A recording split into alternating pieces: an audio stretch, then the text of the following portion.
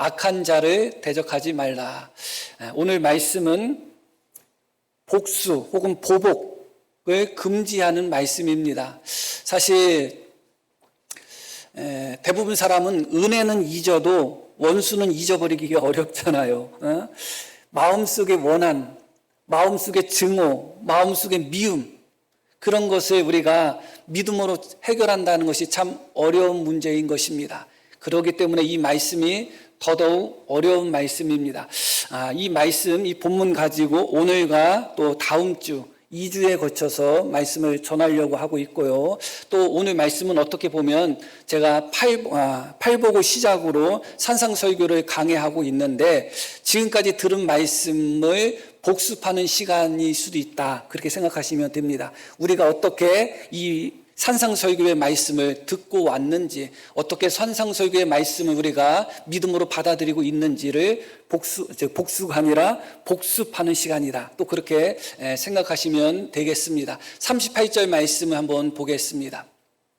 또 눈은 눈으로 이는 이로 갚으라 하였다는 것을 너희가 들었으나, 이것을 흔히 우리는 동해보복법이라고 이야기합니다. 사실은 이 법도 율법에 나오는 법이지만 인간의 완악함 때문에 주어진 법이라는 것을 기억하셔야 됩니다. 이혼도 율법에 기록되어 있습니다. 그러나 인간의 완악함 때문에 하나님이 이혼을 허락해 주신 것이다. 왜냐하면 그것을 허락하지 아니하시면 인간의 완악함 때문에 더 큰 악으로 나아갈 수가 있기 때문에 하나님께서 어쩔 수 없이 인간의 완악함 때문에 이혼을 허락하신 것이다. 이것도 마찬가지입니다. 언뜻 보면 사적 복수를 허락하는, 마치 사적 복수를 권장하는 것처럼 보이지만 원한을 품고 그것을 풀기 어려운, 누군가에게 무엇을 당하면 그것을 갚아주지 않으면 견딜 수 없는, 그래서 한 대 맞으면 두 대, 세 대 때려야 되고 눈 하나가 다치면 눈 두 개를 뽑아야 되는, 그렇게 완악한 심령을 가진 우리에게 율법에서 허용한 것이다. 그러니까 눈은 눈으로, 이는 이로 꼭 그렇게 갚으라는 말씀이 아니라 그것을 갚지 않고서는, 원수를 갚지 않고서는 견딜 수 없는, 그래서 하나를 당하면 두 개, 세 개를 갚아줄 수밖에 없는 완악한 우리로 하여금 그 이상으로, 내가 당한 것 그 이상으로 보복하지 말라는 의미의 인간에게 허락하신 완화 조건이다, 그렇게 인정을 하시면 되겠습니다. 그러나 이것도 역시 개인적인 보복을 허락한 것은 아닙니다. 내 마음대로 누군가가 나의 눈을 다치게 하면 내가 찾아가서 그 사람의 눈을 다치게 하고, 내 이를 다치게 하면 내가 찾아가서 개인적으로 그 사람에게 사적 보복하고, 그것을 허락한 것은 아닙니다. 이것도 역시 법정에서 공정하게 이것이 처리될 것을 말씀하고 계신 것이죠. 그럼에도 불구하고 대부분 유대인들은, 또 서기관과 바리새인들은 이 말씀을 사적 보복을 허락하신 것처럼 그렇게 생각하고 있었습니다. 보복을 마치 권장하는 것처럼, 보복하는 것이 마치 하나님의 공의를 이루는 것처럼 그들은 그렇게 생각하였던 것이죠. 그렇기 때문에 주님께서 분명하게 말씀하는 것입니다. 악한 자를 대적하지 말라, 보복하지 말라, 분명히 그렇게 말씀하고 계시는 것이죠. 자, 39절 말씀을 보겠습니다. 나는 너희에게 이르노니 악한 자를 대적하지 말라, 보복을 하지 말 뿐만 아니라 아예 악한 자를 대적하지 말라. 그러면서 정말 시험에 드는 말씀들이 계속 이어집니다. 내 오른편 뺨을 치거든 왼편도 돌려대라. 문자 그대로 누군가가 오른편 뺨을 때렸을 때 왼편도 때리라고 문자 그대로 돌려대라는 말씀은 아니지만 그 정신, 그 의미는 분명한 것입니다. 누군가가 나의 오른편 뺨을 때렸을 때 왼뺨도 같이 그냥 허락할 정도로 악한 자를 대적하지 말라는 겁니다. 원수 갚을 생각을 아예 하지 말라는 겁니다. 받아들일 수가 있으신가요? 너무너무 어려운 말씀이죠. 이어지는 말씀도 마찬가지입니다. 또 너를 고발하여 속옷을 가지고자 하는 자에게 겉옷까지도 가지게 하라. 고발을 하여서, 법정에서 고발을 하여, 고소를 하여 송사하는 것이죠. 속옷을 가지고자 그런 송사를 내었다. 유대인들에게 있어서는 겉옷은 법적으로 그것을 가져올 수 있는 그런 근거가 없습니다. 다시 말씀드리면 율법에서 겉옷은 어떠한 경우에 있어서도 담보를 잡거나 빼앗을 수 없도록 율법에서 규정하고 있습니다. 왜냐하면 보통 사람들, 일반적인 사람들, 특히 가난한 사람은 더더욱 그렇죠. 이 겉옷은 그냥 네모단 것인데 담요 비슷한 것입니다. 그래서 보통 사람들은 이 겉옷이 하나인 상태에서 밤에 잠을 잘 때는 이불로 덮고 자고 바깥에 나갈 때는 외출복으로 입고 다니는 옷이거든요. 그렇기 때문에 그 겉옷을 담보로 잡거나 그 겉옷을 빚을 졌다고 해서 빼앗아 가면 그 사람은 입을 옷이 하나도 없는 거예요. 그래서 법적으로, 율법적으로 이 겉옷은 언제나 보호의 대상입니다. 그래서 송사의 대상이 될 수 없어요. 그런데 성경에는 속옷을 금지하는 경향은 없거든요. 이 속옷은 우리가 입는 그런 의미의 속옷은 아니고 그냥 안에 있는 옷이다. 그렇게 생각하시면 됩니다. 그러니까 율법에서 금지한 겉옷은 어떻게 할 수 없으니까 속에 입고 있는 속옷까지도 뺏으려고 누군가가 너에게 송사를 걸면 어떻게 하라는 거예요? 겉옷까지도 주라. 이것도 문자 그대로 받아들일 필요는 없겠죠. 그러나 그 정신은 분명한 것입니다. 너에게 겉옷을 뺏고 싶지만 차마 율법에서 금지하고 있기 때문에 겉옷을 달라고 하지는 못하고 속옷을 달라고 누군가가 너에게 송사를 걸면 기꺼이 그 사람을 대적하지 말고 법적으로 이렇다 저렇다 하지도 말고 너의 겉옷까지도 벗어주라 그것입니다. 그 정신을 가지라는 것입니다. 이어지는 말씀 한번 계속 보겠습니다. 또 누구든지 너로 억지로 오리를 가게 하거든 그 사람과 심리를 동행하고 억지로 강제로라는 말씀입니다. 이것은 그때 당시의 사회적인 배경이 역시 나타나는 말씀인데 로마의 지배를 받고 있었잖아요. 그렇기 때문에 로마 군이 혹은 로마 정부가 얼마든지 유대인들에게 있어서 피지배 민족이잖아요. 어떤 짐을 옮길 때 예를 들어서 뭐 군수 물자라든가 그런 것을 옮길 때 얼마든지 유대인들을 그냥 뽑았다고 표현하면 이상할 수도 있겠지만 너 이 짐을 어디서부터 어디까지 옮겨 그러면 거부할 수 없는 겁니다. 그것이 바로 오리입니다.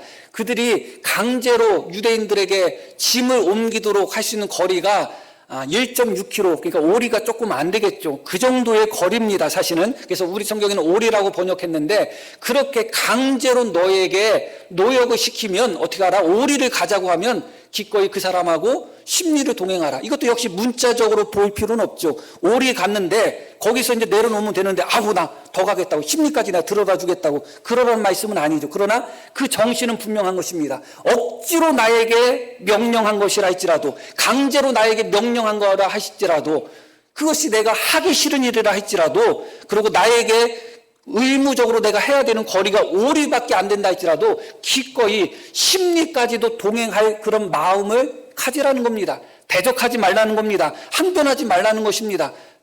정당성을 주장하지 말라는 거랍니다. 옳으냐 옳지 않느냐를 따지지 말라는 겁니다. 이게 받아들이기 어렵죠. 네가 나를 때린 것이 옳으냐 그르냐 이게 법적으로 맞냐 틀리냐 그러지 말라는 겁니다. 오른편을 찍어 때리거든 왼뺨도 또 속옷을 달라고 그렇게 소송을 걸면 겉옷까지도 억지로 오리를 너에게 짐을 지우면 기꺼이 심리까지도 동행하고자 하는 그런 마음, 그런 자세, 그런 정신으로 악한 자를 어떻게 하지 말라? 대적하지 말라는 말씀이죠. 받아들이기가 정말 어려운 말씀이죠. 이 말씀의 실제적인 예가 구레네 사람 시몬이잖아요. 예수님이 십자가를 짊어지고 가시는데 쓰러지시고 넘어지고 십자가를 도저히 짊어질 수 없을 때 구레네 사람 시몬으로 하여금 예수님의 십자가를 억지로, 그 억지로라는 단어가 이 단어예요. 누구든지 너로 억지로라는 이 단어거든요. 실제로 그런 일들이 성경에는 또 그때 당시에는 일어나고 있었다. 우리가 또 생각할 수가 있습니다. 이어지는 말씀도 또 보겠습니다. 내게 구하는 자에게 주며 내게 꾸고자 하는 자에게 거절하지 말라. 구하는 자에게 주고 꾸고자 하는 자에게 거절하지 말라. 이것도 마찬가지입니다. 문자 그대로 받아들일 필요는 없지만 그 정신은 분명한 것입니다. 내가 가지고 있는데 내가 여유가 있는데 누군가가 필요한 사람이 나에게 구할 때 이 핑계 저 핑계 대지 말고 거절하지 말고 돌려보내지 말라 그것입니다. 받아들이기가 참 어려운 말씀이죠. 어떻게 보면.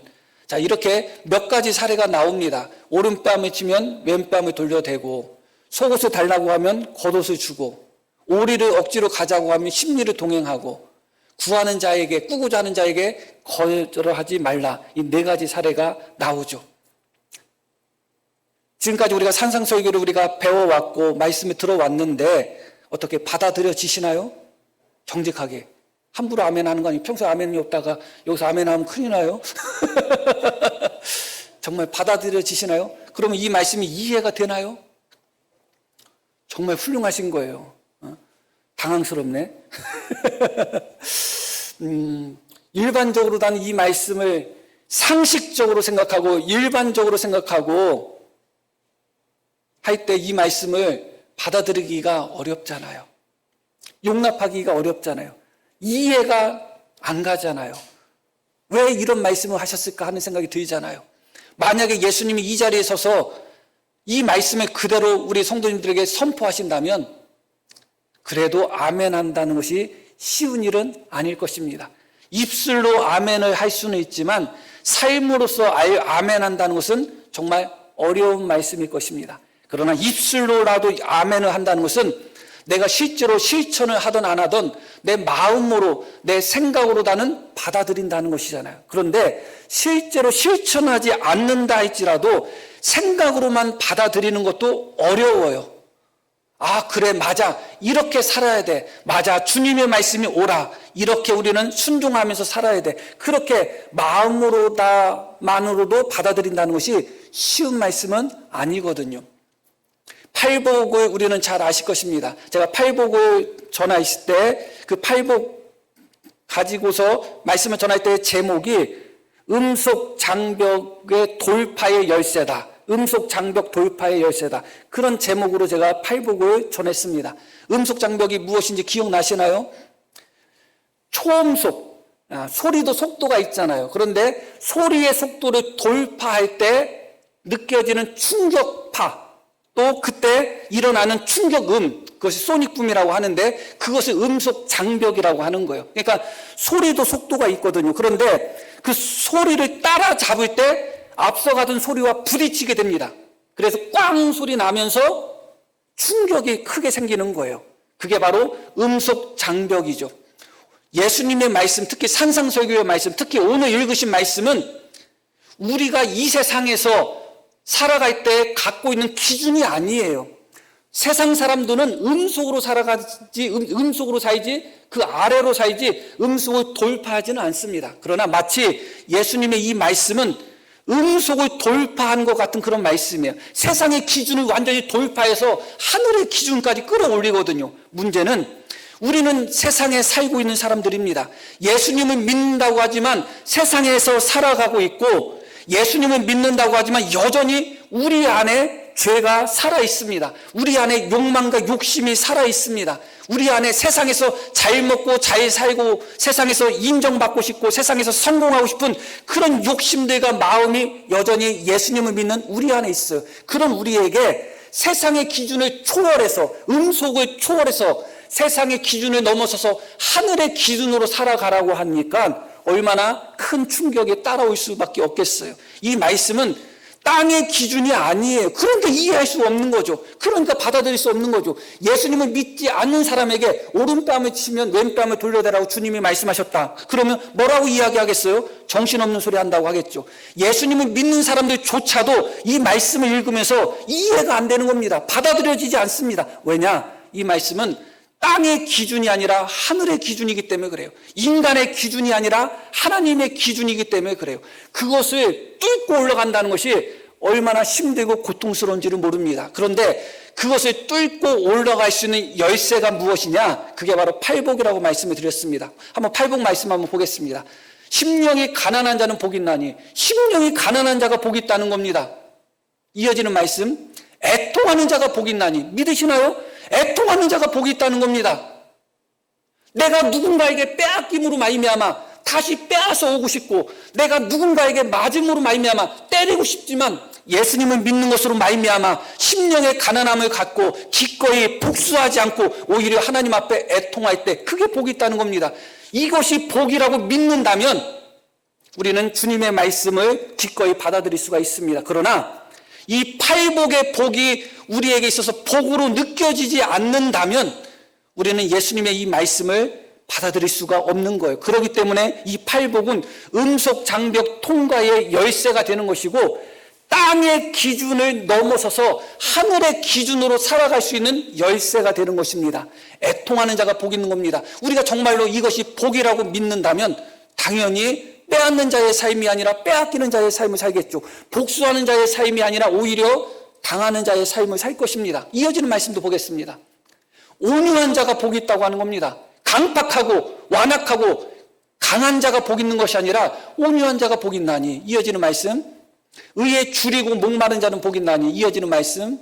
긍휼히 여기는 자는 복 있나니. 원수를 꼭 갚아야지 사는 자가 복 있는 것이 아니라 오히려 불쌍히 여기는 자가 복 있나니. 이어지는 말씀. 마음이 청결한 자는 복 있나니. 또 이어지는 말씀. 화평케 하는 자는 복 있나니. 복수가 있는 곳에, 보복이 있는 곳에, 안갚음이 있는 곳에 화평은 없습니다. 정당한 복수라 할지라도, 정당한 소송이라 할지라도, 정당한 권리라 할지라도 어떤 곳이든 복수와 보복과 안갚음이 있는 곳에는 원한이 있을 수밖에 없고 원수가 있을 수밖에 없어요. 그러나 주님은 뭐라고 말씀하셔요? 화평케 하는 자가 복이라는 거예요. 정말 우리가 이 팔복을 믿으시나요? 이 팔복의 복을 받기를 원하시나요? 우리가 이 팔복을 제가 그때 말씀을 드렸던 그대로 제가 말씀을 드리는 겁니다. 정말 이미 우리는 팔복에 대해서 이미 배웠습니다. 그럼에도 불구하고 이 주님의 말씀을 다시 읽고 들을 때 당황스러운 겁니다. 온유한 자가 복이 있다고 배웠고, 화평케 하는 자가 복이 있다고 배웠고, 긍휼히 여기는 자가 복이 있다고 배웠고, 애통하는 자가 복이 있다고 배웠고, 심령이 가난한 자가 복이 있다고 배웠음에도 불구하고 악한 자를 대적하지 말라는 주님의 말씀이 어려운 겁니다. 오리를 가자고 하면 심리까지 쫓아가라는 주님의 말씀을 받아들이기가 어려운 겁니다. 그 이야기는 무엇이냐? 우리는 애통한 자가 복이 있다고 생각하지 않는 겁니다. 화평한 자가 복이 있다고 생각하지 않는 겁니다. 온유한 자가 복이 있다고 생각하지 않습니다. 우리는 이기고 때리고 정복하고 소유하고 가지고 누리는 자가 복이 있다고 생각하는 겁니다. 그러다 보니까 이 주님의 말씀을 받아들이기가 어려운 것이죠. 다시 한번 말씀을 드립니다. 주님의 이 말씀은 땅의 기준, 세상의 기준이 아닙니다. 우리는 예수님을 믿는 우리는 세상에서 살아가지만 땅의 기준, 세상의 기준으로 살도록 부름받지 않았어요. 하늘에 계신 너희 아버지의 온전하신 같이 하늘의 기준으로 살도록 부름을 받은 것입니다. 그것을 다시 한번 기억하셔야 되고 그것을 팔복을 통해서 다시 한번 배우게 되는 것입니다. 계속해서 팔복 이어지는 말씀도 봅니다. 의를 위하여 박해를 받는 자가 복이 있다는 겁니다. 정말 믿으시나요? 아무도 아멘, 내가 실수했네. 안 그래도 아멘 안 하는 분들한테 내가 큰 실수를 했네요.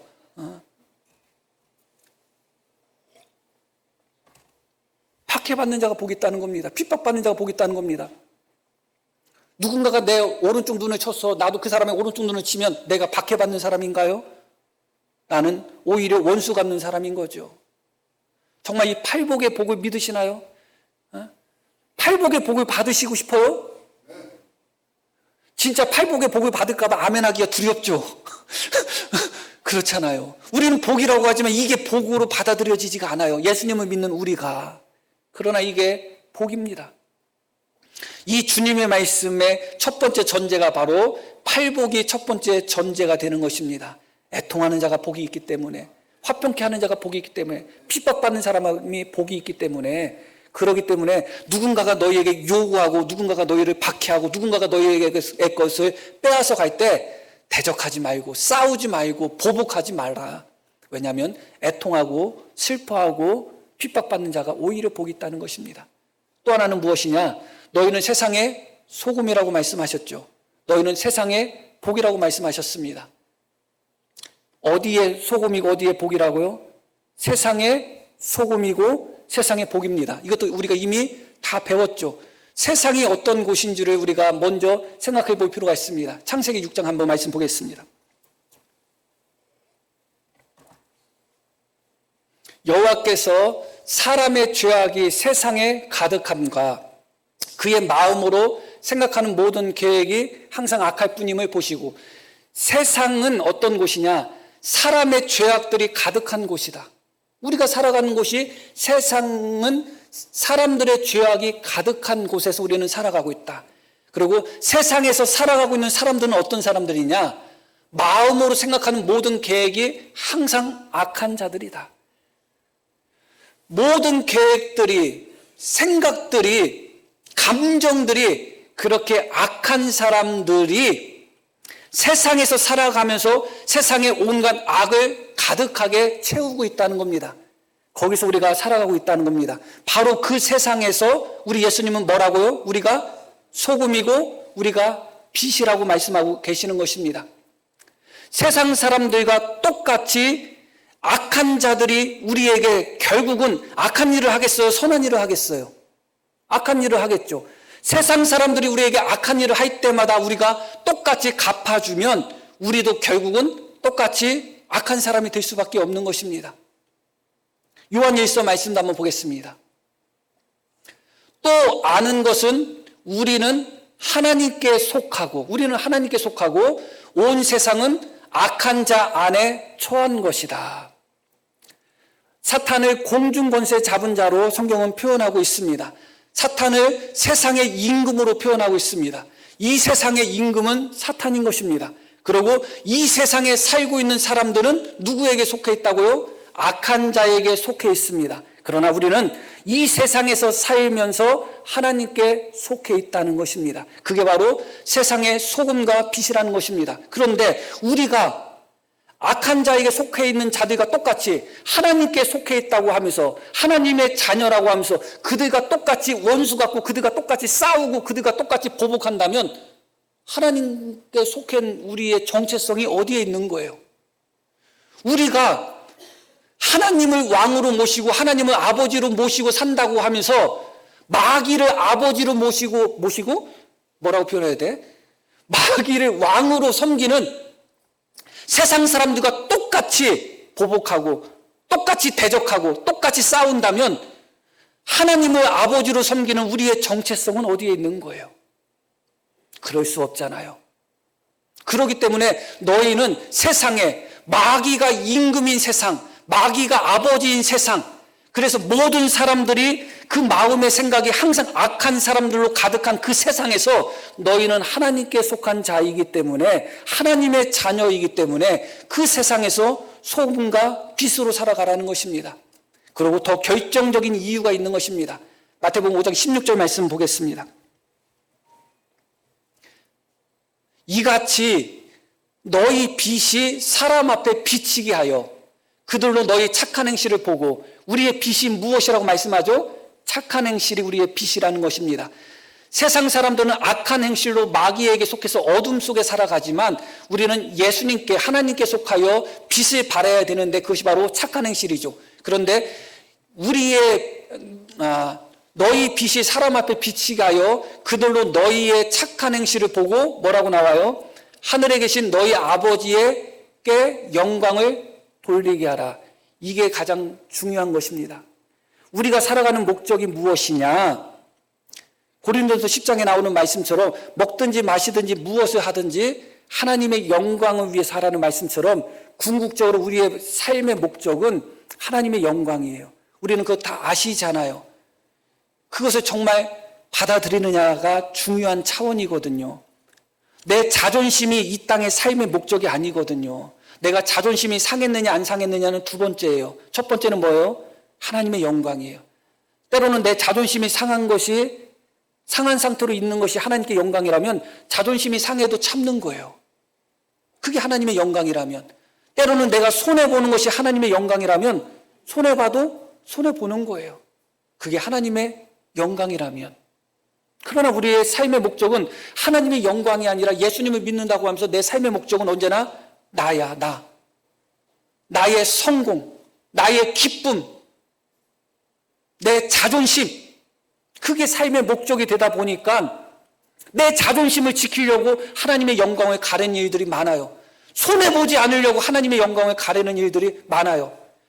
감정을 주체하지 못해서 내 감정이 속 시원해지려고 그렇게 하나님의 영광을 가리는 일들이 많단 말이죠. 그러나 더 중요한 것은 내 감정이 더 중요하지 않아요. 내 생각이 더 중요하지 않아요. 세상 사람들이 나를 뭐라고 생각하는지 그게 더 중요하지 않아요. 우리에게 있어서 첫 번째는 먹든지 마시든지 무엇을 하든지 하나님의 영광이 첫 번째예요. 내가 오른편을 맞았을 때 그 사람을 한 대 후려 때리는 것이 내 감정은 속 시원하고 내 자존심은 살 수 있고 그럴 수 있다 할 수도 있어요. 그러나 그것이 하나님의 영광을 가린다면 기꺼이 오른뺨을 맞고서도 왼뺨도 기꺼이 허락하는 것, 그게 바로 하나님의 영광을 위해서 살아가는 사람인 것입니다. 오리를 가자고 했을 때 딱 오리만 가놓고 나는 법대로 했어, 더 이상 나는 안 갈 거야, 그렇게 하는 것이 하나님의 영광을 가리는 것이라면 기꺼이 하나님의 영광을 위해서 심리까지도 가라는 겁니다.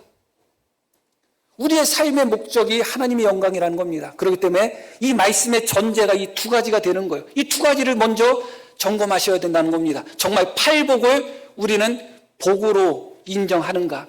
팔복을 우리가 받고자 원하는가? 그렇다면 애통하는 자, 온유한 자, 화평케 하는 자, 핍박받는 자가 복이 있다고 했으니 기꺼이 이런 삶을 얼마든지 살 수 있는 것이죠. 또 하나는 정말로 내가 하나님의 영광이 내 삶의 목적인가? 아니면 내가 성공해서 인정받고 내가 사람들 앞에 칭찬받고 내가 사람들을 지배하고 통치하고 통제하고 내가 세상에서 누리는 것이 나의 삶의 목적인가를 생각해 보셔야 됩니다. 내 성공보다 중요한 것은 주님의 영광이에요. 내 성공보다. 내 자존심보다 중요한 것은 주님의 영광인 것입니다. 내 기쁨보다 더 중요한 것은 주님의 영광이에요. 내 생각보다, 내 감정보다 더 중요한 것은 주님의 영광이에요. 그것을 받아들이셔야 돼요. 왜냐하면 다 아시는 거지만 두 가지 이유가 있잖아요. 우리는 하나님이 창조하신 창조물이잖아요. 당연히 하나님의 영광이 첫 번째여야 되지 않겠어요? 두 번째 이유는 뭐예요? 하나님이 선하고 아름답게 창조했음에도 불구하고 죄로 말미암아 우리는 다 지옥 갈 수밖에 없는 자들인데 예수님이 그런 우리를 위하여 십자가에 못 박혀서 대신 돌아가시고 우리를 구원하셨잖아요. 한 가지를 제가 말씀드릴까요? 천국 가시면 다 후회하실 거예요. 아, 진짜 천국이 있었구나. 예수님이 그 지옥의 고통에서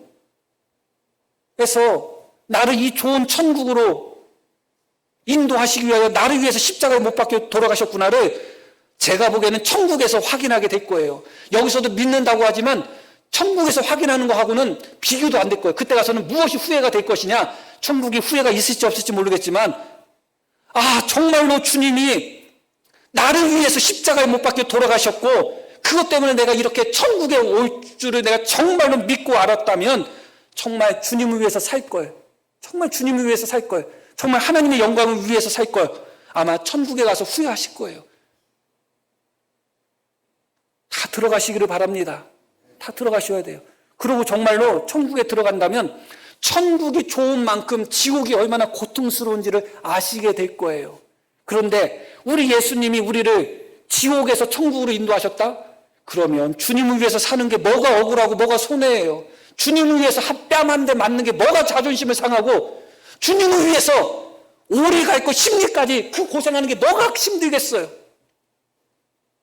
우리가 그것을 믿는다면 기꺼이 우리의 삶의 목적이 하나님의 영광이고 그 하나님이, 그 예수님이 우리를 위하여 기꺼이 십자가에 못 박혀 돌아가시고 우리를 구원하셨다는 것을 믿는다면 내 삶의 첫 번째가 하나님이 되는 것이 뭐가 어렵고 힘들겠어요. 그 하나님을 위해서 내 자존심 조금 내려놓는 것, 그 하나님을 위해서 내 성공 조금 내려놓고 내 욕망 조금 내려놓고 내 피곤함, 내 귀찮음 그것을 조금 이겨내는 것, 그게 뭐가 어렵겠어요. 결국은 우리의 삶의 목적이 하나님의 영광이 아니라는 것이 문제인 것입니다. 하나님의 영광이 우리의 삶의 목적이 되어야 되는 것이고 하나님의 영광이 우리의 삶의 목적이 되기 위해서는 다시 말씀드리지만 우리는 주님이 창조하신 창조물인 동시에 지옥 형벌 받을 자를 천국으로 구원하신 주님의 은혜를 받은 자라는 것을 진짜 믿으셔야 돼요. 진짜 믿으시면 하나님 영광의 첫 번째가 될 수밖에 없는 것입니다. 더군다나 이 말씀, 이해하기 어렵고 받아들이기 어려운 말씀을 예수님은 하셨죠. 목사인 저도 지금 그 말씀을 선포하고 있습니다. 그러나 목사인 저와 예수님이 다른 부분이 무엇인가, 또 성도님들과 예수님이 다른 부분이 무엇인가가 이어지는 말씀 속에서 나오는데 그것은 결국 무엇이냐? 베드로전서 2장 한번 보겠습니다. 22절부터 보겠습니다. 그는 죄를 범하지 아니하시고 그 입에 거짓도 없으시며, 죄를 범하지 아니하시고 그 입에 거짓도 없으시며, 욕을 당하시되 맞대어 욕하지 아니하시고 고난을 당하시되 위협하지 아니하시고 오직 공의로 심판하시는 이에게 부탁하시며, 친히 나무에 달려 그 몸으로 우리 죄를 담당하셨으니 이는 우리로 죄에 대하여 죽고 의에 대하여 살게 하려 하심이라. 그가 채찍에 맞음으로 너희는 나음을 얻었나니. 예수님이 이 말씀대로 그렇게 사셨다는 거예요. 그렇게 사셨잖아요. 예수님이 목사처럼 성도들한테 하라고 설교해놓고 목사처럼 안 하는 게 아니라 주님은 이 말씀을 하시고 그렇게 사셨어요. 니네는 이렇게 살아야 돼? 나는 그렇게 안 살 거야. 그게 아니라 이 말씀은 사실은 예수님의 기준이에요. 그러니까 당연히 예수님은 그렇게 사셨죠. 그런데 그 예수님이 너희도 나의 기준으로 살아야 되지 않겠니? 나를 믿는 너희도 나의 기준으로 살라고 말씀하신 것입니다. 다시 말씀드립니다. 예수님은 실제로 그렇게 사셨습니다. 뺨을 맞으시고 침뱉음을 당하시고 모욕을 당하시고 채찍 맞으시고 주먹으로 맞으시고 십자가에 못 박히고, 그래도 주님은 대적하지 않으셨습니다. 더 중요한 것은 무엇이냐? 본문 39절 말씀 한번 보겠습니다. 나는 너에게 이르노니 악한 자를 대적하지 말라. 누구든지 내 오른편 뺨을 치거든. 뭐라고 나와요? 누구든지 내 오른편 뺨을 치거든. 저는 조폭한테 뺨 맞으면 참을 자신이 있어요. 그런데 만만한 거시기한테 뺨 맞으면 저는 참을 자신이 없어. 그때는 정의감이 불탈 것 같아. 그때는 아주 그냥 나의 용감함이 드러날 것 같아요. 우리 성도님도 그렇죠? 약한 자, 볼품없는 자에게는 그렇게 용감하고 그렇게 정의롭고 그렇게 의롭죠. 그런데 나보다 강한 자에게는 그렇게 비굴하잖아요. 누구든지 조폭이 뺨을 때리면 참고 만만한 사람이 뺨 때리면 멱살 잡고, 그 말씀이 아니잖아요. 누구든지 너의 오른뺨을 치거든 왼뺨을 돌려대라는 겁니다. 누구든지 너에게 구하면 주라는 겁니다. 누구든지 너에게 속옷을 달라고 송사하면 겉옷까지 주라는 겁니다. 그 사람이 어떤 사람이냐가 중요하지 않다는 것입니다. 그게 왜 그런가? 우리 예수님이 직접 그 모습을 보여주셨습니다. 26장, 마태복음 26장 보겠습니다.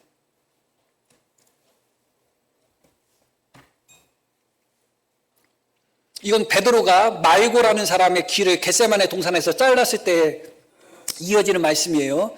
너는, 베드로에게 하는 말씀입니다.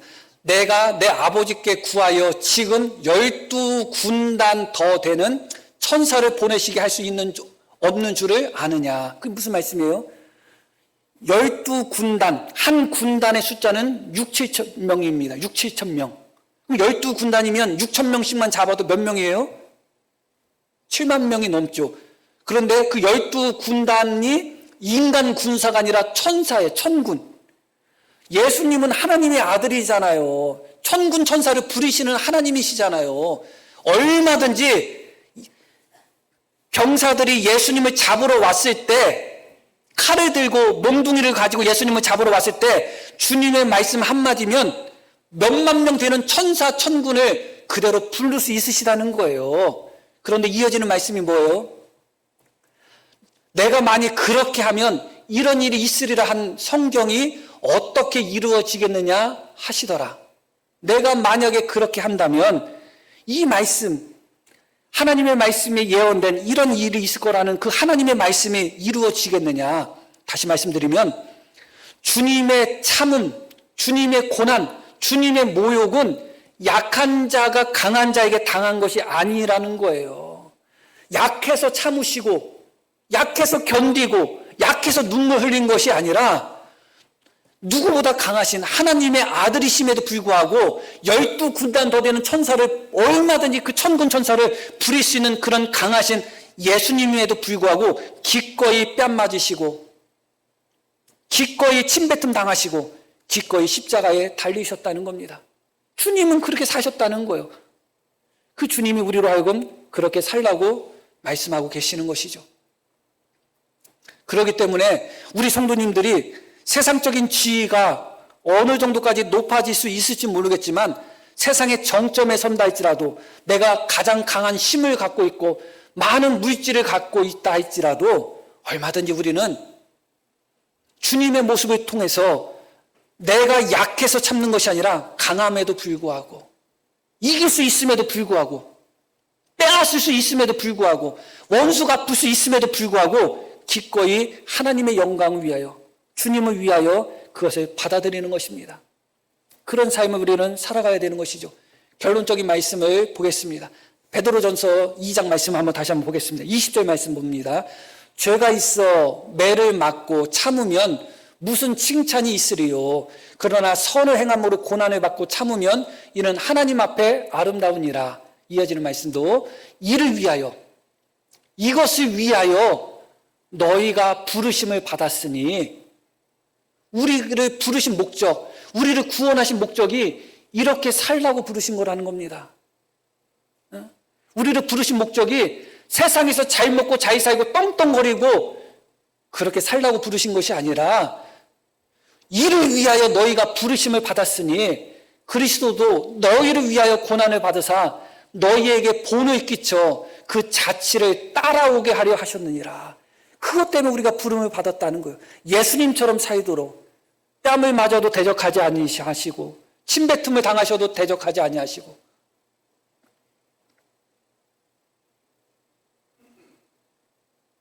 빼앗겨도 대적하지 아니하시고, 그렇게 살도록 부르심을 받았다는 겁니다. 그게 바로 소금과 빛으로 사는 것이고, 그게 바로 팔복을 누리는 자의 삶인 것이고, 그게 바로 예수님을 믿는 사람의 삶이라는 겁니다. 이것을 생각한다면 우리가 얼만큼 진짜 예수님을 믿는 삶과 동떨어진 삶을 살고 있는가를 정말 다시 한번 생각하게 되겠죠. 24절 말씀도 보겠습니다. 친히 나무에 달려 그 몸으로 우리 죄를 담당하셨으니 이는 우리로 죄에 대하여 죽고 의에 대하여 살게 하려 하심이라. 죄에 대하여 죽고 의에 대하여 살게 하시기 위하여 주님이 그렇게 십자가에 못 박혀 돌아가셨다. 이어지는 말씀 25절 결론적인 말씀입니다.